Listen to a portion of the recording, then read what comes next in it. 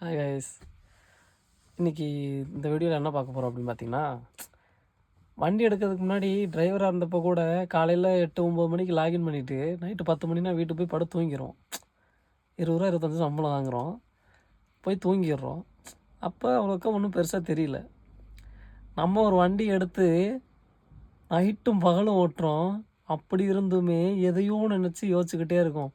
Due கட்டணும், வண்டிக்கு insurance போடணும், சர்வீஸ் விடணும், வீட்டுக்கு அமௌண்ட் அனுப்பணும், சீட்டுக்கு அமௌண்ட் அனுப்பணும், இப்படின்னு சொல்லி கமிட்மெண்ட்டு இல்லாத மாதிரி இருக்கும். நம்ம அது வேலைக்கு போகும்போது நம்ம ஒரு ஓனரானால் அது என்ன ஒரு எதுனே தெரியும். ஃபஸ்ட்லாம் நான் வண்டி எடுக்காததுக்கு முன்னாடி எந்த ஓனர்கிட்ட கேட்டாலும் புலம்பிகிட்டே இருப்பாங்க. அப்போ நான் திட்டுவேன், ஏன்னா வண்டி வச்சுருக்கீங்க புலம்பிகிட்டே இருக்கீங்க என்னங்க இப்படி அப்படின்னு சொல்லிட்டு.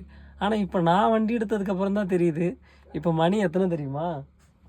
டைம் பாருங்கள், கரெக்டாக 1 நைட்டு 1 மணி ஆகுது. இன்னும் முழிச்சுக்கிட்டு படுத்தா தூக்கம் வர மாட்டேங்குது.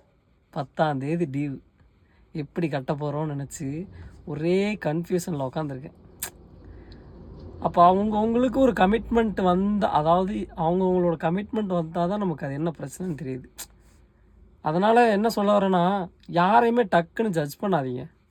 அது நானாக இருந்தாலும் சரி, யாராக இருந்தாலும் சரி, அவங்கவுங்க இடத்துலேருந்து பார்த்தா தான் கரெக்டாக தெரியுது. இப்போ 1 மணி வரைக்கும் நான் முழிச்சிட்ருக்கேன்ல, அப்போ எனக்கு இந்த வண்டி எடுத்ததுக்காக கமிட்மெண்ட் வந்துச்சா, இல்லை கமிட்மெண்ட் வந்ததுக்காக வண்டி எடுத்ததான்னு தெரியல.